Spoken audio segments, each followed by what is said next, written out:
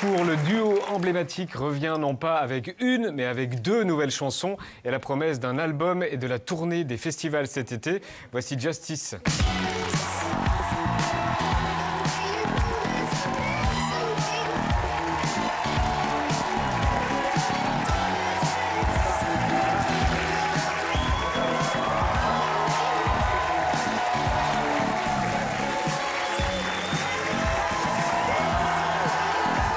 Bonsoir, bienvenue à tous les deux. Bonsoir Gaspard Auger. Et bonsoir Isabelle de René, bienvenue sur le plateau de Quotidien. Deux chansons qu'on va révéler dans quelques secondes. Bientôt un album que j'ai ici. Non, je ne le montre pas, c'est encore trop tôt. Bientôt une tournée, on est content. Mais pourquoi vous nous avez fait attendre pendant 8 ans? Parce qu'il faut vivre. On a vécu. Prendre le temps. Ah, vous avez vécu? Ouais, tout simplement. Et vous avez fait quoi? On a passé du temps avec nos familles et on a travaillé quand même un peu. D'accord. On est très lent aussi. Oui, c'est bien de le dire. On a mis 3 ans et demi à faire cet album avec cette règle d'or de travailler une semaine sur 2. Voilà. Ah, une semaine. Et la semaine où vous ne travaillez pas, vous faites quoi? Vous vivez, famille, tout ça, ce que vous dites. Voilà. D'accord. Et on arrête de vivre quand on travaille. Et l'impulsion qu'il a donnée au début pour faire ça? En fait, on a terminé notre tournée il y a quelques années. Ensuite, on a fait un film de concert qui s'appelait Iris. On a des images. Vous l'avez vu? Oui, on a des images. Ah, superbe. Et donc, après, moi, j'ai fait mon album solo. Et après, c'était l'heure de retourner au bercail. Et on a eu la bonne idée de commencer une semaine avant le confinement. Ah oui? On s'y est mis, on s'est dit, allez, c'est parti. Et puis après, on s'est pris 4 mois de vie. La fameuse vie. Ouais, la fameuse vie, mais elle était bonne. Hein. Elle était bien. Donc ça, c'est le fruit du confinement? Non, c'est le fruit de l'après-vie du confinement. D'accord. Alors, on a plein de choses à montrer ce soir. D'abord, la pochette du prochain album, c'est ça. Ça s'appelle Hyper Drama. On le voit là, c'est la croix iconique de Justice, mais une croix complètement différente, plus géométrique, plus organique. Plus organique, mais contenu dans un matériau Noble et lisse, qui est le verre. C'est du verre. Et à l'intérieur, c'est quoi? C'est des organes qui n'ont pas vraiment de justification anatomique, mais qui évoquent un peu tout l'univers qu'on peut retrouver sur le disque, qui est assez foisonnant. Et dans le clip aussi. Et dans le clip. Ouais. Qu'on va voir. Qui est Hyper Drama chez vous? Les deux? Non, et c'est aussi une règle de faire une musique qui est un peu plus dramatique que nous et que nos vies. Donc l'hyperdrame de notre musique ne se retrouve pas forcément dans nos personnalités. Alors je vais me retourner vers l'écran. J'ai un agenda et l'album sort, je le note sur mon agenda, il sort le 26 avril.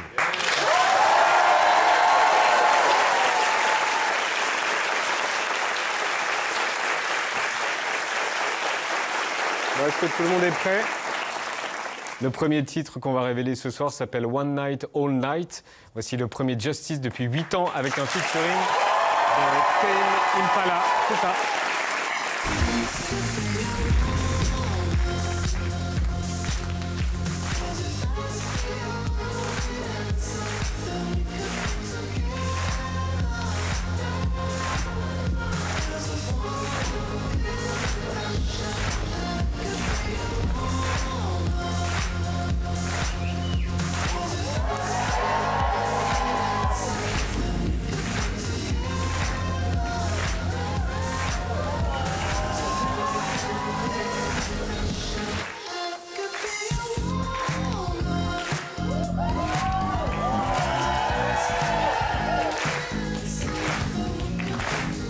C'est la première fois que vous demandez à quelqu'un de faire un featuring.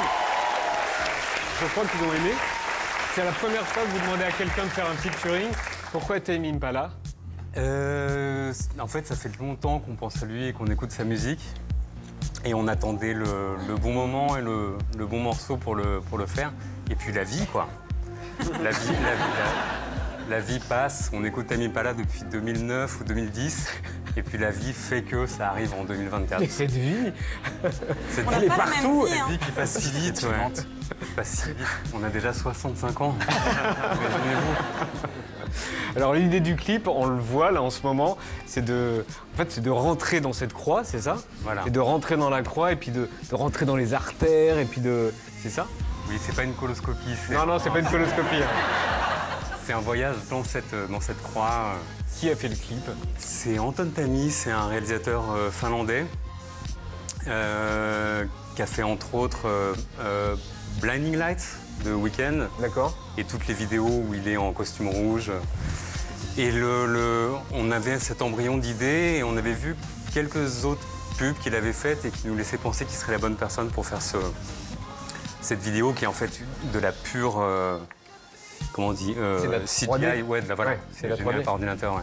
Et cette rumeur, c'est un vrai ou pas hein, l'album? Le ciseau? Ah, L'album que j'ai, c'est un vrai ou pas? Les lunettes. non, c'est un faux le zéro. D'accord, ok. Ouais. Donc la rumeur comme quoi il y aurait The Weeknd, je peux pas le savoir si je mets ça sur une platine.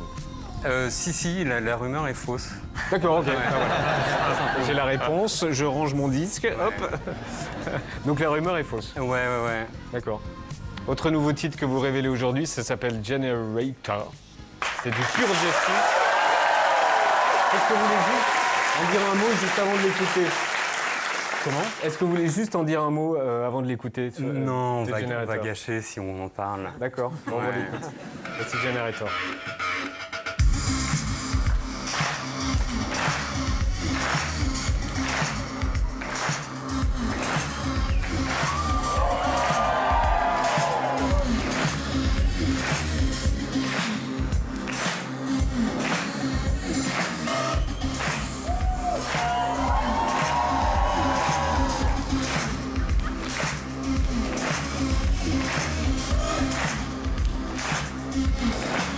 Alors ça c'était le tout début, mais je vais avancer, je vais aller directement à 2,35.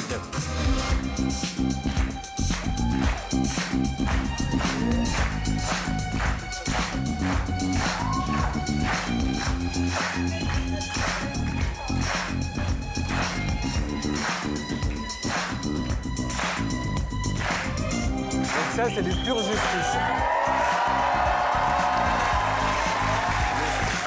Il y a beaucoup ça passe du hardcore au funk. Ouais. J'ai l'impression que c'est ça qui vous éclate. C'est ça, ouais. C'est un bon résumé. On aime bien les sonorités un peu extrêmes et brutales de la musique électronique. Mais au final, on est quand même assez fleur bleue et on aime bien le disco et les trucs mélancoliques. Donc C'est la là, vie. C'est la vie, quoi. La grande vie, La que vie voilà. qui passe. La vie qui passe, la Ouais. fameuse vie qui passe. Comment vous écrivez? J'ai entendu dire que vous étiez à deux dans une pièce ensemble. C'est vrai? Dans une pièce, oui, dans un studio. Dans un studio? Ouais, mais on est quand même encore un groupe de home studio. Donc c'est fait chez moi, dans mon salon, à côté de ma cuisine. Et oui, les 3 ans et demi, une semaine sur deux, c'est nous deux de 10h du matin à 20h30. Horaire de bureau un peu. Et Comment vous faites pour donner le point de départ, qui commence, tiens, j'ai un truc. Ah, c'est surtout une belle... c'est exactement ça. C'est ça, c'est ça. en fait. exactement Tiens, j'ai un truc. C'est ça. Oui, bah, c'est ça qui est dur et je pense que c'est une des raisons pour lesquelles on met tant de temps à faire des morceaux, c'est que l'idée de départ, c'est finalement le truc le plus difficile à attraper. Et généralement, quand on l'a et quand on rit en le commençant, c'est assez bon signe. Quand on rigole et il se passe quelque chose de bien, généralement. Et parce que ça veut souvent dire qu'on explore un terrain qui est... En fait, il faut passer par des choses un peu ridicules et grotesques pour ensuite les affiner, en faire quelque chose qui nous excite. Donc dès que vous riez, c'est que c'est bon. Et généralement, c'est très bon signe. Un Ouais. beau moment de rire. Et on a beaucoup ri. On a beaucoup ri pendant 3 ans. Vous existez depuis 20 ans. Est-ce que vous arrivez encore à vous surprendre? Est-ce que... On est un vieux couple, mais on essaie de redynamiser tout ça Est-ce qu'il vous en surprend riant, parfois? quoi. Ouais, c'est aussi c'est ça qui est intéressant dans un duo. Regardez comme on rigolait. Là, on a eu une bonne idée, par exemple. Ouais. Bah oui, là, manifestement, c'est un bon début d'idée, là. Ouais, ça, c'est un très, très bon Est-ce qui vous surprend? Merci, belle photo. Oui, qui vous surprend, Gaspard? On essaie de se surprendre parce que c'est un des moteurs les plus importants de ce qu'on fait. Ça ne nous intéresse pas vraiment de faire de la musique tout seul. Même quand j'ai fait mon album solo, je l'ai fait avec d'autres gens. Et le dialogue et la communication, c'est ce qui fait que l'activité en elle-même est agréable. Et je pense que tout seul, on ne ferait pas grand-chose. Ouais. Tournée de Justice, Coachella en Californie les 12 et 19 avril, Primavera Sound à Barcelone, fin mai. Je l'ai bien dit, hein. Ouais. Wheel of Green à Paris, 1er juin, Musilac à Aix-les-Bains, le 13 juillet, entre autres. Comment ça se passe sur scène? Je sais que vous êtes dingue du son parfait. Est-ce qu'on peut atteindre la perfection en live avec des gens qui crient à poil au fond? Je crois qu'on n'a jamais réussi à faire un concert parfait en fait. Oui, ça n'existe pas, c'est une chimère.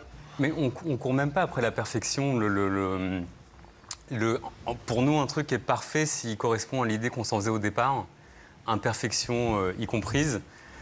Et ce truc de à poil me fait rire puisque donc quand on joue sur scène, on a des oreillettes qui nous permettent d'entendre ce qu'on fait. Et notre équipe de techniciens, des ears. Voilà, des ear monitors. Et nos techniciens prennent un malin plaisir à nous parler dans l'oreille. Par exemple, quand on joue des trucs, qu'on fait des erreurs, ils font Petrucciani. Pratique, ouais. Et effectivement, des à poil parfois, des choses comme ça. Donc c'est assez. Donc ça existe. Ça existe, ouais. Donc vous n'êtes jamais satisfait après un live? Si, ça nous arrive, mais en général, on a un ressenti différent de celui du public. Bizarrement. Quand on trouve que c'est bien, les gens ont détesté et inversement. Mais en tout cas, ça se passe jamais comme prévu, mais j'imagine que c'est le jeu du live en fait. Ambre, on a un problème. Les boîtes de nuit sont en danger. Oui, Yann. Oui, on voyait plein d'images de teuf et on a un problème là-dessus. Et tu vas voir, derrière, il y a tout un débat philosophico, sociétalo, machin truc à avoir. Effectivement, chaque année, des clubs et des discothèques disparaissent. En France, on en a perdu 70% depuis les années 80, 20% rien que depuis le Covid. Ça concerne toutes les boîtes, les connues, les pas connues, les pointues, les mainstream, les grandes villes, les campagnes. Là-dedans, il y a quelques symboles. Par exemple, si tu prends la célèbre chaîne des Macumba, il y en avait une vingtaine en France. Aujourd'hui, il n'en reste plus qu'un seul en France. Ces derniers mois, pour ne citer que, le Magazine Club à Lille a fermé, la Nouba au Pays Basque a fermé, le Vibe près de Laval a fermé, le Calypso Club au Havre, le mythique Bus Palladium à Paris a fermé aussi. C'est pareil au Royaume-Uni, par exemple, Printworks à Londres, où vous avez joué l'année dernière, Justice a fermé depuis. Ça arrive aussi. Pas à cause de vous. Hein. Aucun rapport de cause à effet, il y a eu plusieurs mois entre les événements. Mais voilà, vous y jouiez, là ça a fermé. Ça arrive aussi à Berlin. Et dire que les clubs, ça ferme à Berlin, c'est comme dire que les crêperies ferment en Bretagne. C'est le moment de s'affoler un petit peu. Pourquoi est-ce que les clubs ferment? Entre autres, parce que les gens y vont moins qu'avant, et notamment les jeunes de moins de 30 ans, la fameuse génération Z. Et c'est très intéressant d'essayer de comprendre pourquoi les jeunes vont moins ou moins souvent en boîte qu'avant, parce que ça met en lumière plein de questions de société. Quand on leur demande pourquoi vous sortez moins, il y a déjà l'argument de l'argent avec l'inflation. Ensuite, les jeunes boiraient moins d'alcool qu'avant et prendraient moins de drogue qu'avant. Et bien sûr qu'on peut faire la fête en étant sobre, évidemment, mais dans les faits, les boîtes sont encore associées à certaines pratiques. Les jeunes ont aussi moins besoin d'aller en boîte pour pécho, avec l'essor des applis de rencontres. En fait, tout ça, c'est des vraies études. Hein. C'est pas moi qui demande à mes potes comment ils font et ensuite je le dis dans l'émission. Il y a des chercheurs qui cherchent. Plus intéressant encore, depuis le Covid, les jeunes vivent moins bien la foule et moins bien l'inconnu, la prise de risque. L'argument majeur qu'ils donnent, c'est la flemme, l'inquiétude, l'amour du cocooning, du self-care, du safe space, plein de nouveaux concepts qui encouragent en fait à plutôt rester dans les cercles qu'on connaît déjà, donc chez soi ou chez ses amis, plutôt que d'aller vers l'inconnu. Et pour finir, il y a aussi la question de la sécurité, notamment pour les femmes. En boîte, comme partout ailleurs, il y a des mauvais comportements. Mais ces dernières années, la parole s'est libérée, donc on a beaucoup médiatisé ces risques-là de la boîte de nuit. Mais le problème, c'est que pour certains chercheurs, si les jeunes vont moins en boîte, à long terme, ça pourrait être grave.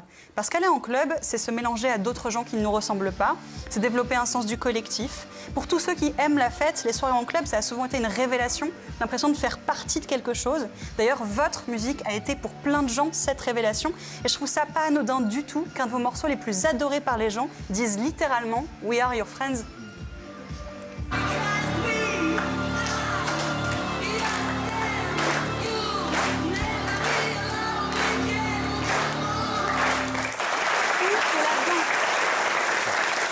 Toute la philosophie club de ceux qui aiment le club est là-dedans. Dans le club, tu ne seras plus jamais seul. Et certains craignent qu'en n'allant plus au club, les jeunes se replient sur eux-mêmes. Est-ce que c'est quelque chose que vous craignez, vous aussi? Ça avait été filmé au Macumba, ces images. Oui, tout à fait, au Pachanga Club. C'était aux arènes de Nîmes, précisément. Ça craint, non? Ce qu'elle vient de Que dire. les gens aient moins au club. Non, mais ça fait sens pour toutes les raisons que vous avez évoquées. C'est vrai que c'est un endroit un peu hostile, le club. Nous, ça fait bien longtemps qu'on va plus en club. Depuis que la vie nous a rattrapés. Non, mais pour de vrai, vraiment, ça. Non, mais je pense que ça fait au moins 10 ans qu'on n'est pas allé en club en spectateur. Mais parce qu'effectivement, plus besoin de pécho. On a arrêté la drogue tous les deux. Donc voilà. Et pour votre musique, ça craint? Ça craint. Non, après, ça nous arrive d'être confrontés à des situations de clubbing. mais c'est toujours intéressant de voir ce que des gens plus jeunes que nous écoutent. Et Dieu sait qu'il y en a beaucoup. Et c'est intéressant de voir... Enfin, par exemple, là, les jeunes aiment bien la musique hyper violente et un peu, justement, techno, un peu gabber et compagnie. Et ça nous rassure dans le fait que tout n'est pas perdu, quoi, c'est une question générationnelle. Oui, de toute façon, c'est une musique et un environnement qui appartient à la jeunesse. Maintenant, si nous, on va en club, je pense qu'on passe pour des policiers en sous-couverture. Pour Starsky et Hutch. C'était super. Nous, c'est vrai qu'on a beaucoup traîné dans les clubs quand on a commencé à faire de la musique. Et on se nourrissait vachement de ça. Mais il faut laisser la place aux jeunes. Pour moi, c'est une scène qui est vraiment liée intimement à la jeunesse. J'interjecte juste. Je te rassure, vous n'êtes pas au chômage pour autant, parce que c'est pas pour autant qu'ils arrêtent de faire la fête. Et les festivals, par exemple, marchent très bien, et vous allez en faire plein. Donc, on est bon. On est bon.